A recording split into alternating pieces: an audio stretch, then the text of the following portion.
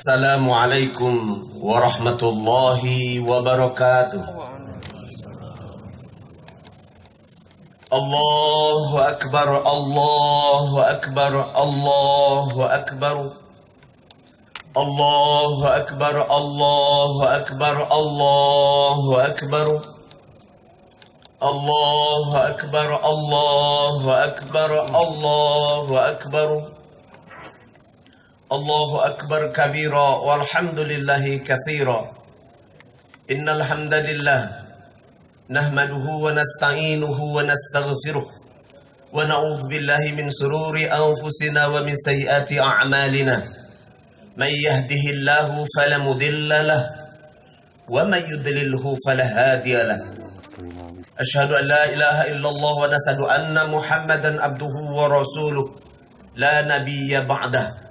Allahumma salli wa sallim ala Muhammadin nabiyil karim wa ala alihi wa ashabatihi wa man tabi'ahum bi ihsani ila yaumiddin. Usini bi taqwallah fa ya ayyuhal hadirun ittaqullaha haqqa tuqatih wa la tamutunna illa wa antum muslimun. Ya ayyuhan nasu taqu rabbakumul ladzi khalaqakum min nafsin wahidah wa khalaqa minha zawjaha وبث منها رجالا كثيرا ونساء واتقوا الله الذين تساءلون به والأرحام إن الله كان عليكم رقيبا يا أيها الذين آمنوا وقولوا قولا سديدا يصلح لكم أعمالكم ويغفر لكم ذنوبكم ومن يطع الله ورسوله فقد فاز فوزا عظيما فإن أصدق الحديث كتاب الله Wahirul hadi hadi Nabi sallallahu alaihi wasallam. Duyufur Rahman, jamaah salat Idul Adha yang dimuliakan Allah. Tidak ada satu bangsa pun yang hari ini pantas bersyukur, harus melantunkan puji dan seraya mengungkapkan takbir. Sepantasnya bangsa kita adalah bangsa yang pantas diacungi jempol. Sumber daya manusia yang begitu luar biasa. Populasi muslim terbesar di dunia. Human capability yang sungguh luar biasa. Sumber daya alam yang berlimpah ruah. Negeri yang ribuan pulau. Bangsa bahari yang sangat terkenal. Seonggok mutiara dan zamrud indah ini berubah jadi seonggok daging yang hari ini diperebutkan. Saudaraku yang dimuliakan Allah, inilah cerminan sebuah bangsa yang besar tapi kerdil dalam peradaban. Inilah cerminan di mana potensi kaum muslimin besar tapi kita tak mampu menentukan urusan rumah tangga kita. Mari lihat dari sisi lain, dari peradaban kita. Siapakah yang membuat bangsa Jepang maju? Siapa pula yang membuat bangsa Eropa terkenal? Sebut saja Amerika, Perancis, Inggris, dan semua bangsa Eropa. Siapakah yang membuat bangsa itu berada pada peradaban yang hari ini tinggi? Allah atau iblis? Orang mukmin akan menjawab Allah. Siapa pula yang membawa dan memberikan negeri-negeri kaum muslimin itu hina, tercabik-cabik, terkoyak-koyak. Populasi muslim 90% hari ini luluh lantak. Negeri-negeri muslim satu persatu hancur bercerai-berai. Dan bemper terakhir di Asia, negeri antum ya akhi. Siapakah yang membuat negeri-negeri muslim hina? Siapa pula yang membuat negeri-negeri muslim dan orang-orang muslim dipandang rendah kelas 2 di antara peradaban dunia? Setan atau Allah? Al-jawab, Allah Azza wa Jalla. Pertanyaan paling dasar dan paling penting dalam Idul Adha di tengah balada Covid hari ini, mengapa Allah menangkan negeri-negeri kufar? Mengapa Allah bela negeri-negeri mereka jelas kufar? Tak ditolong negeri-negeri antum, negeri-negeri kita. Limada? Saudara yang dimuliakan Allah, ini the biggest topic. Topik besar. Kita orang mukmin muslim harus ngeh dan peduli. Momentum Idul Adha kita akan bahas. Khutbah ini singkat karena kita harus ikuti standarnya 10 menit. Sebelum kita bahas konteks itu, khatib perlu mengingatkan, ini adalah Aid, hari raya. Perkara paling penting dari hari raya, kita telah 10 hari menjalankan amal soleh terindah. 10 hari paling indah, paling agung, paling mulia sejauh perjalanan Adam per tahun. 10 hari. Hatta sampai 10 hari Ramadan akhir pun tak dapat mengalahkan 10 hari tanggal 1 sampai hari ini. Puncaknya fasholli li rabbika wanhar. Oleh karena itu maka hiduplah mulialah dengan sunnah-sunnah Nabi SAW. Bagi antum yang hari ini masih berpuasa, lagi berpuasa sampai nanti selesai khatib ini, sampai hadius sembelihan antum dikurbankan, lalu antum berbuka, maka ini adalah sunnah. Mukmin pahami. Muslim belum tentu. Kenapa begitu Ustaz? Karena tidak semua orang muslim mukmin. Saya garis bawahi, tidak semua orang muslim mukmin dan tidak semua orang muslim masuk surga serta merta. Dan bahkan na'udzubillah semua orang muslim terkadang Allah kelompokkan menjadi 4 kelompok penting. 3 kelompok masuk neraka, 1 kelompok masuk surga. Muslim yang mana Ustaz? Muslim yang munafik. Dia sholat sama dengan antum, namanya dengan antum. Setahun sekali pergi haji, 200 kali pergi umroh. Setiap hari Idul Adha dia berkurban. Subhanallah, tapi Allah cap dia sebagai seorang munafik. Innal munafiqin fi asfarin naru jahannam khalidina fiha abada. Orang munafik itu amal solehnya tidak diterima, bung. Nak beramal soleh sehebat apapun, jenggotnya nak sepanjang manapun, di mata Allah habaan mansura, tak ada gunanya.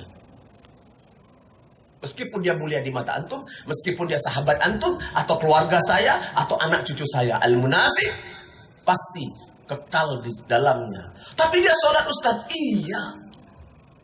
Berhati-hatilah. Karena ini adalah biang kehancuran dari sebuah peradaban. Mulai zaman Nabi sampai hari kiamat. Zaman Nabi ada, apalagi zaman kita. Kedua, Muslim al-fasik.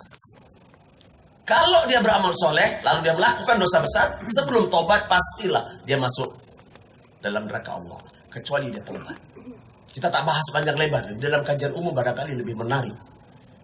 Yang ketiga, Muslim al-musyrik. Dia sholat sama dengan antum, melaksanakan amal soleh dengan antum, dan seterusnya. Tapi mendatangi dukun, percaya pada dan seterusnya. Subhanallah, akhi. Pastilah orang Muslim yang munafik dan orang Muslim yang musyrik kekal selamanya. Tapi pasti masih ada kemungkinan Allah selamatkan. Hanya satu, akhi.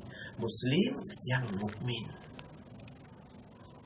Tiket sudah ada sama diri saya dan antum sekalian dan anak cucu kita. Apa tiket kita? Al-Muslim. Oleh karena itu menjadilah Muslim yang mukmin. Bagaimana Ustaz? Pelajari agama Allah. Semua aturan agama itu ada ilmunya. Dan termasuk ilmu pagi ini kita sholat Idul Adha. Sunnah. Kita menahan diri dari sholat subuh sampai nanti selesai khutbah. Sunnah. Setelah ini baru kita berbuka. Kalau sudah terlewat bagaimana Ustaz? Alhamdulillah tidak masalah, tapi antum tak dapat pahala sunnah ini. Adalah sunnah juga di mana antum datang dari rumah dari jalan yang lain, pulang di jalan yang lain. Dan setumpuk sunnah. Saya tidak akan bahas, waktunya sangat singkat. Baik. Setelah 10 hari yang paling berkah dan mulia ini, masih ada akhir sampai akhir Zulhijjah dan satu lagi Muharram. 4 bulan yang Allah janjikan. 4 bulan ini siapa yang beramal soleh, Allah akan lipat gandakan, dan amalan soleh itu berbeda dengan amalan-amalan yang lain. Oleh karena itu jaga akhir Zulhijjah dan 1 bulan lagi bulan Muharram, bulan Suro. Dan biasanya banyak kemaksiatan dan kebatilan, banyak kemusyrikan pada bulan Suro atau bulan Muharram. Taib ikhwan, itu perkara pertama khatib ingin mengingatkan. Perkara yang paling penting adalah Idul Adha. Setelah kita membaca bentangan sejarah dan kita melihat potensi negeri kita, kaum muslimin negeri kita, sumber daya alam negeri kita, dan dunia Islam menaruh harapan besar kepada antum ya ikhwan. kepada negeri kita yang kita cintai.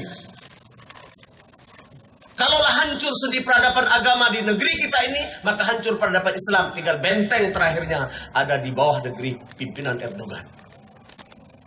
Saudaraku, kita tengah mengalami satu fase per 100 tahun. Kita telah mengalami fase siklus abad. Suka atau tidak suka, pertarungan dan peradaban ini semakin gesit dan semakin memuncak, semakin mengkerucut. Endingnya, the big wars, perang besar. Percaya atau tidak, Allah sudah sunnahkan ini. Perang Dunia Kedua 1945, 100 tahun kemudian. Apa yang antum dan kita sodorkan? Mari kita pelajari peristiwa besar dari Idul Adha, agar kita menjadi bangsa besar. Kenapa Allah tidak tolong? Kenapa Allah tidak memenangkan negeri-negeri muslim? Pertama, akhi, kaum muslimin di antara mereka memiliki, mulai dari pemimpinnya sampai rakyatnya, memiliki satu sifat bahimiyah. Al-bahim miyah. Sifat haiwan. Rakus. Egoistis. Mau menang sendiri. Tidak pernah mendengar kata orang lain. Selama perutnya kenyang. Selama wilayahnya nyaman. Merasa terancam. Kalau ada orang menasihati merasa terganggu, hadza sifatul haiwan. Inilah sifat haiwan. Sifat bahimiyah ini yang harus kita kurbankan ya ikhwan.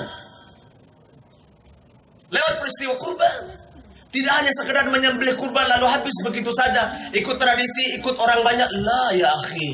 Hari ini antum yang berkurban, renungkan sifat bahimiyah, sifat hewan yang ada dari kita. Kita belum bisa bahas secara detail mahwa sifatul bahimiyah al-haywaniyah. Tapi khutbah singkat ini memberi refleksi bahwa kurban memberikan makna bahwa kita membunuh sifat haiwan. Hari ini coba lihat. Kalau sudah dalam konstelasi politik, subhanallah, menjilat, menghalalkan semua cara. Antum lihat di media massa. Orang-orang yang bertopeng, monyet-monyet yang bertopeng atas dalih agama Allah yang mulia. Lihatlah para kaum munafik, para kaum hipokrit bercerita lantang di media sosial, membela seakan-akan agama Allah. La ilaha illallah. Antum akan lihat nanti. Di zaman Nabi pun demikian. Kita mengenal gerakan yang orang sehidup dengan Nabi, satu zaman dengan Nabi, berperang bersama Nabi. Abdullah ibn Salul yang terkenal dengan gerakan manuver sana sini sampai terjadi perpecahan kaum muslimin. Saudara yang bukan Allah, mari kita pelajari. Ini perkara penting. Yang pertama, bahwa negeri yang besar ini tidak akan jadi apa-apa ketika kita tak menjalankan agama Allah dengan benar. Sifat bahimiyah yang pertama. Kedua, kita tidak paham agama Allah ini. Maaf tuan-tuan, puan-puan yang dimuliakan Allah. Nabi menginginkan kita menjalankan syariat ini apa adanya. Yang kita lakukan hari ini harus sesuai dengan sunnahnya. Kalau tidak sesuai dengan sunnahnya, tak dipakai oleh Allah, tidak diterima oleh Allah, tak sesuai dengan sunnah Nabi SAW. Berbusana juga harus sesuai dengan sunnahnya. Sholat harus sesuai dengan sunnahnya. Berkurban harus sesuai dengan, membagi daging kurban juga harus ada ilmunya. Semua pendek kata ilmu. Mulai dari ngurus masjid, jadi Pak RT, semua ada ilmu dan sudah tuntas dalam agama Allah. Masalahnya adalah kita tak mau belajar. Kita bebal dengannya dan kita merasa paling pintar. Mengelola kurban juga ada aturannya. Kenapa bangsa-bangsa muslim, negeri muslim itu tidak Allah menangkan? Karena kaum muslimin tak mengikuti syariatnya. Kita setengah hati. Kenapa pula Allah menangkan? Jelas negeri kufar itu kufar. Surganya di dunia. Surga antum dan saya nanti. Khalidina fiha abada. Kita hanya tinggal sementara numpang, saudaraku. Ini hanya terminal. Ini hanya dermaga. Inna dunya mazratul akhirah. Inna dunya mazratul akhirah. Dunia ini hanya taman, hanya kebun akhirat. Kita numpang. Tapi kita tak paham, kita merasa bahwa inilah milik kita. Kita gontok-gontokan sampai kehilangan momen perintah syariat. Apa perintah Nabi dan syariat? As-sidda'u alal kuffar, ar-ruhama'a bainahum. Keras kepada orang kafir, bukan membenci. tegas, dan ar-ruhama bainahum.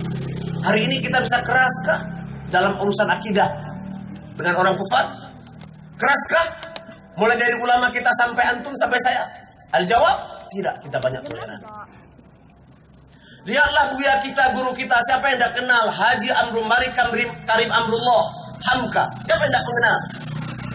Mengapa dia dijebloskan 3,5 tahun dalam penjara oleh penguasa nomor 1 ketika itu? Limada? Kenapa? Why?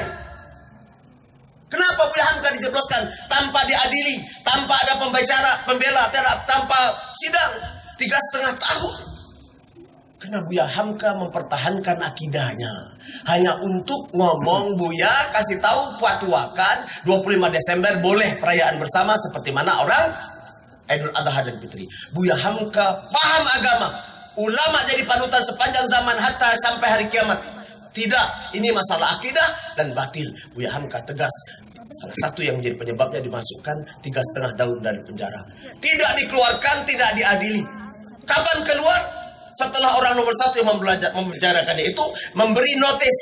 Kalau dia wafat, kalau dia mati, tidak akan mau dikuburkan sampai sholat jenazahnya diimami oleh Buya Hamka. Allah, 3,5 tahun dihina, dipojokkan, disepak, ditendang. Kalau antum jadi Buya Hamka, pasti dah. Akhirnya dengan legowo, ulama alim, orang soleh kita ini yang terkenal di mancanegara, menyolatkan. Dan kemudian minta kembali ke penjara. Lalu apa kata pengawal? Buya sudah bebas. Lihat, bebasnya karena Allah. Saudaraku, Idul Adha ada momen penting. Pahami. Ketiga, Allah jelaskan dalam Al-Quran, Fasolli li rabbika wanhar, inna a'tainakal kautsar, fasolli li rabbika wanhar, inna syani'aka huwal abtar. Kewajiban kurban bukan sekali seumur hidup. Orang yang mampu berkurban di tengah keadaan yang sulit, nilai pahalanya berbeda di tengah keadaan yang nyaman. Allah jelaskan ini, Allah nyindir ini dalam surah Al-Kautsar. Pahamlah ikhwan, paham. Antum yang berkurban di tengah keadaan sulit, ekonomi payah, nilai kurbannya berbeda. Ambil renungan, jadikan iktibar. Semoga Allah memuliakan antum dan kita, dan menjumpai antum adalah orang yang sabar dan memberikan generasi yang soleh. Ambil iktibar, jadikan renungan. Fa'tabiru ya ulil absar la'alakum turhamun.